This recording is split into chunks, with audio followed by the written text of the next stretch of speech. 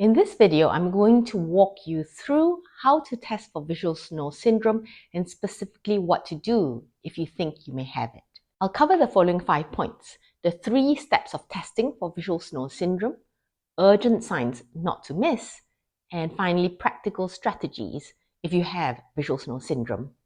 This will include free resources for you and, if you wish, information you could share with your healthcare practitioners. So let's get started.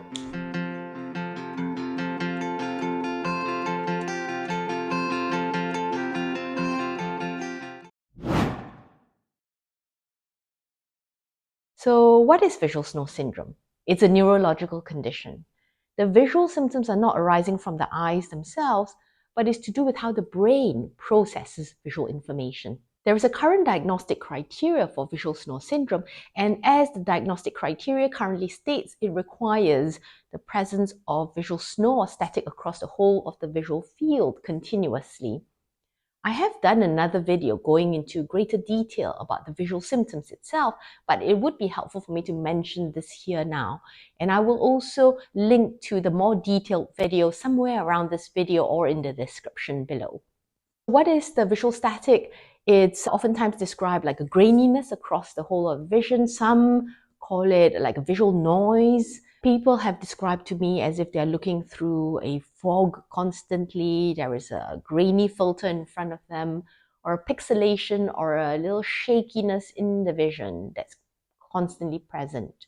There are also other visual symptoms linked with visual snow syndrome.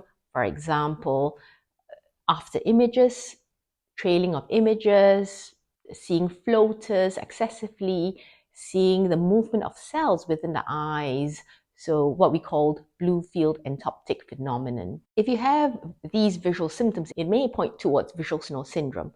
But before we dive into the testing of it, let me first talk about why testing is important and the common misperceptions surrounding it.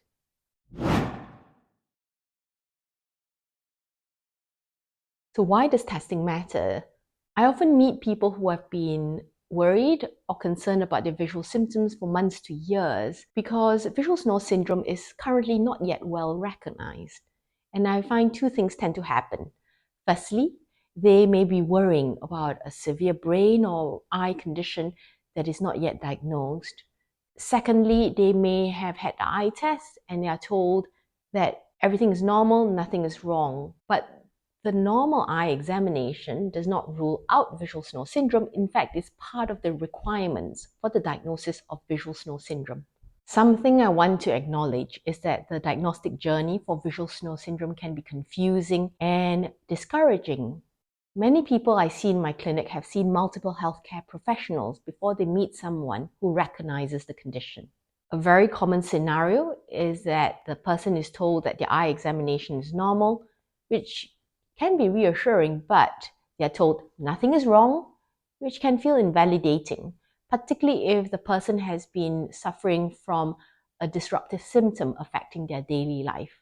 And the second thing is that people may be told that their symptoms are just due to stress or anxiety.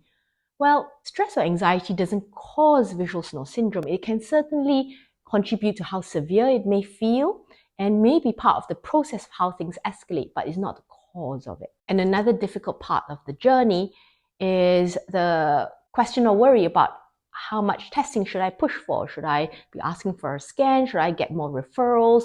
What do I actually need to do? Which is why a structured approach can be helpful and why I'm doing this video. Step 1 starts with an eye examination. If you have symptoms that I described, the first step is always to get an eye examination. This is because there could be other eye conditions that could mimic visual snow syndrome. So an eye examination is necessary. When you go to the eye doctor, they could be doing a few things. They will be checking the cornea. The cornea is the front surface, the clear surface that allows light and information into the eyeball itself. There could be things that gets checked out, whether the cornea surface is healthy, whether there are any disruptions to this. The retina will also get checked. The retina is the back surface of the eye, like the film from an old school camera that creates signals from the light information entering into the eyeball. And then the vitreous of the eye, which is the jelly of the eyeball itself, would also be examined to make sure there are no disruptions to it, causing things like excessive floaters, for example. The test that would likely be done when you go for an eye examination includes a visual fields test, and you have to press a buzzer when you see the light, just so that it would be able to test whether your field of vision is normal. An OCT scan, which stands for optical coherence tomography, that's the use of the reflection of light waves to check the retina. So the OCT scan of the retina may also be performed. These tests are necessary because the normal health of the eye is helpful to allow us to move on to step 2. Step 2 is matching the symptoms with the diagnosis of visual snow syndrome. So I mentioned that the current diagnostic criteria requires the continuous presence of snow or static across the whole of the visual field for at least 3 months. Plus, it requires the presence of 2 additional visual symptoms. And these could be sensitivity to light, trailing of images, after images, floaters. And I mentioned earlier that there is a video with much more detail into all this, which I will link to if you wanted to dive in much more into it. There are also other non-visual symptoms that commonly occur in people with visual snow syndrome. There could be a constant pitch tinnitus, a sense of tingling in the body that comes and goes, and a sense of depersonalization or derealization, which is the sensation of not quite being present in the moment wherever they are at. The key thing as part of the diagnosis of visual snow syndrome is that the symptoms are not better explained by another eye or another brain condition, which is why testing and specialist evaluation can be helpful. I see some people whose symptoms are mild and they could stay mild and in my experience even improve. For some, it's the other end of the spectrum where it's very severe, affecting their ability to function. And this is where further support would be particularly important. And I'll share some information about this. Now, step 3 is when to get a neurological evaluation. A neurological evaluation is necessary if there are signs or symptoms that suggest it could be another brain condition. So headaches and severe migraines are very common as part of visual snow syndrome, and it is important for that to get supported as well, because migraines coexist with visual snow syndrome often, and getting treatment for it can be helpful in the care for people with visual snow syndrome. That could be either seeing a neurologist or a general practitioner skilled in the care for people with migraines. So in other words, the neurological evaluation assesses also for overlapping issues that may be contributing to the worsening of visual snow syndrome. Now, the next question is, do you need to push for an MRI brain scan or an EEG brainwave test? EEG brainwave test is where they put little stickers on the scalp to measure the brainwave activity. And that may be helpful if somebody is being considered for the diagnosis of epilepsy, for example. Generally speaking, in long-standing stable cases, this may not be necessary. But if symptoms are new, rapidly evolving, or there are other neurological symptoms such as changes in speech, altered awareness, a brain scan may be necessary to rule out other conditions. Now, the next question is when to seek urgent care.